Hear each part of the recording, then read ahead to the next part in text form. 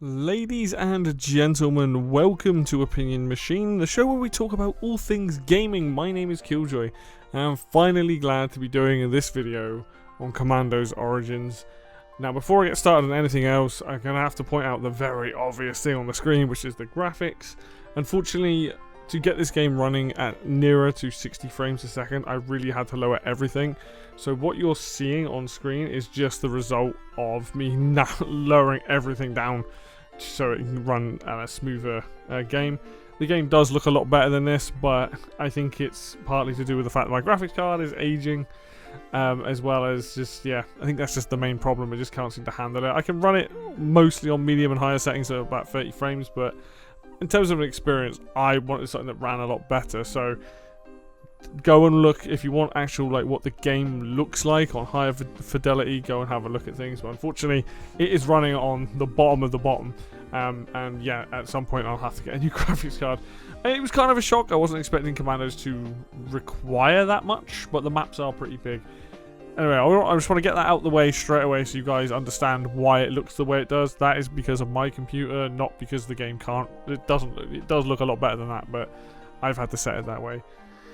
So, Commandos Origins, this is a brand new Commandos game which I never thought we were going to see in the first place, and it's set as the very first game in the series, essentially, in the history of them, where the Commandos become a team and get to know each other.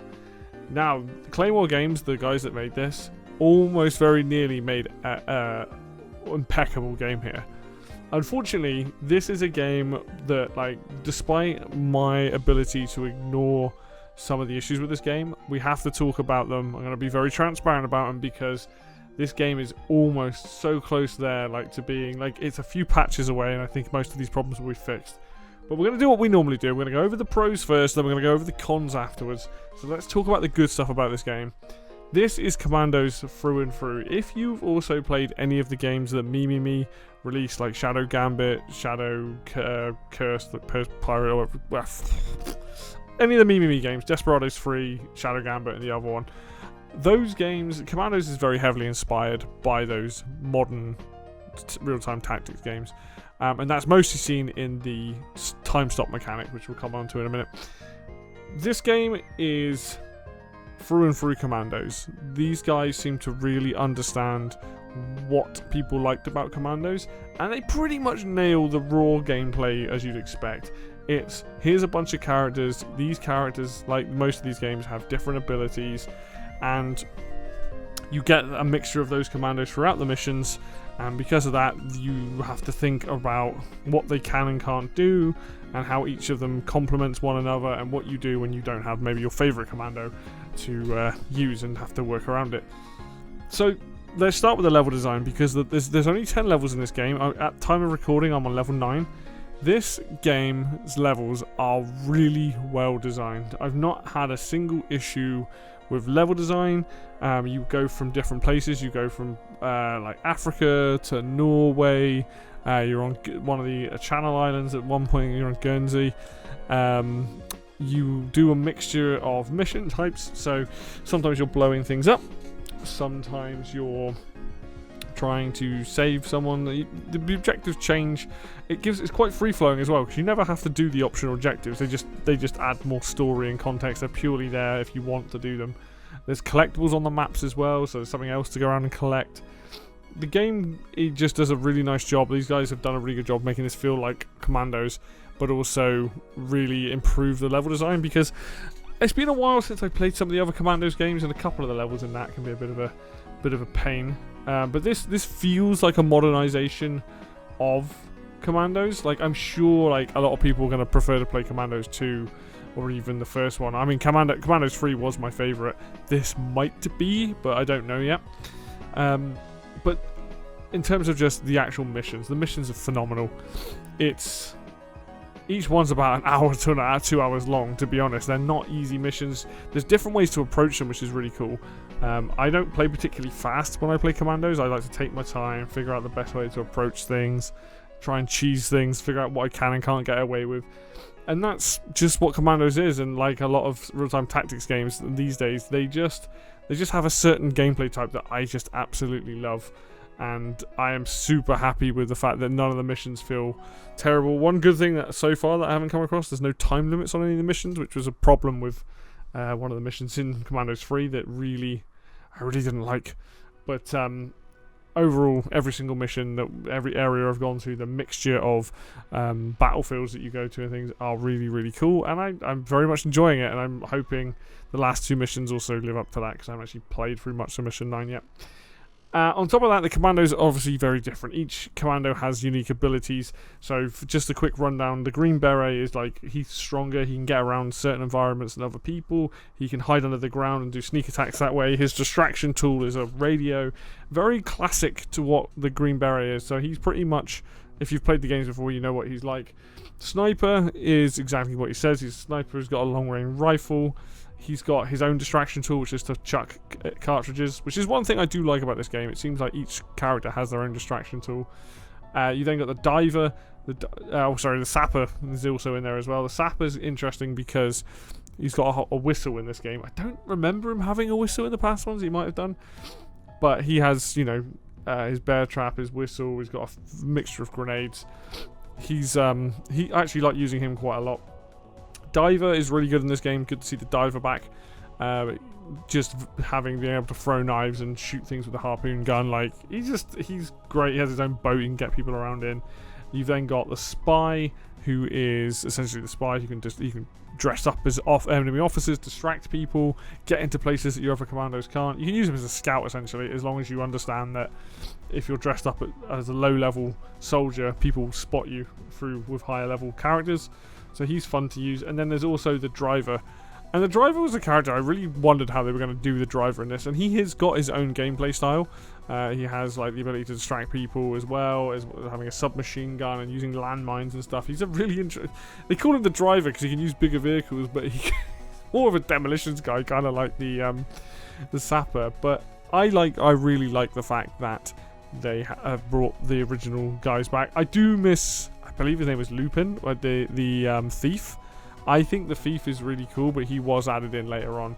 I believe there was a woman and a dog as well. But the thief was like a character I really liked because he could get around in places and he was very mobile, and I liked that.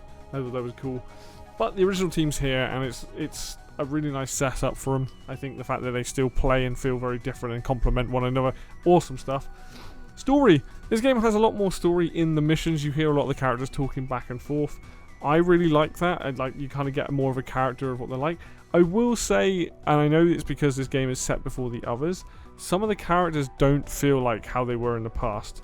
Like, the sapper is essentially in charge of the team. He feels a lot like, what's the word? He feels a lot more, he's like a nicer character, because in Commandos 3, he kind of had a lot of his lines, he sounded a bit like stuck up.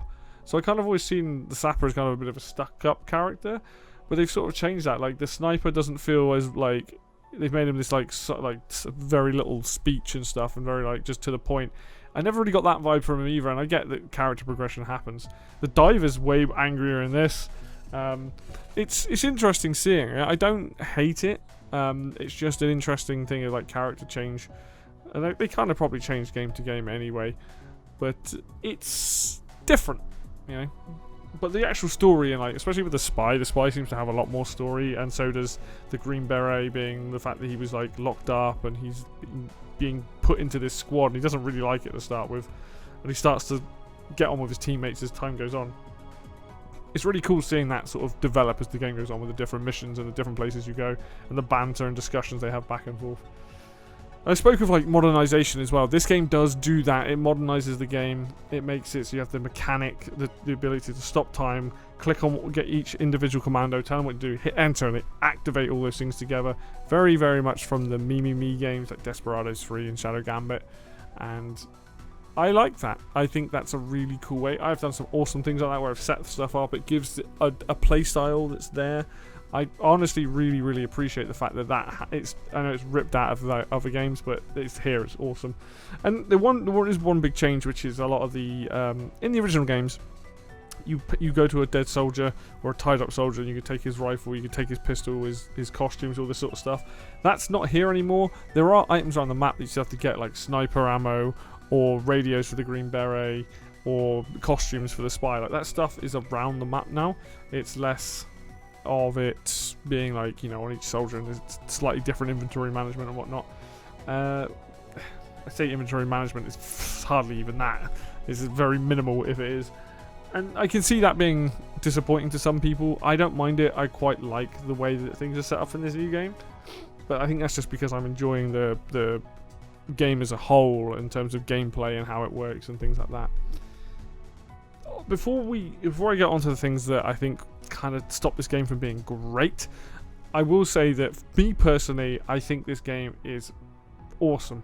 I really hope the developers keep patching this game, keep fixing a lot of the bugs and things that we'll talk about in a minute, and make this game, you know, optimize this game, things like that.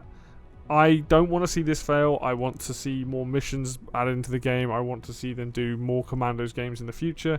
I genuinely really like this game. But in the honest transparency, I need to be, you know, honest with you guys talking about it. There are issues with this game. First off, the bugs. I've had animation bugs. I've had sound bugs. I've had an alarm. I did a save, and then an alarm went off, and then when I loaded the save, the alarm went off, and every save before that I loaded, the alarm went off, which caused issues with that, so I had to kind of roll with it. In terms of animations, I've seen people clip through the floor, I've seen bodies go weird places.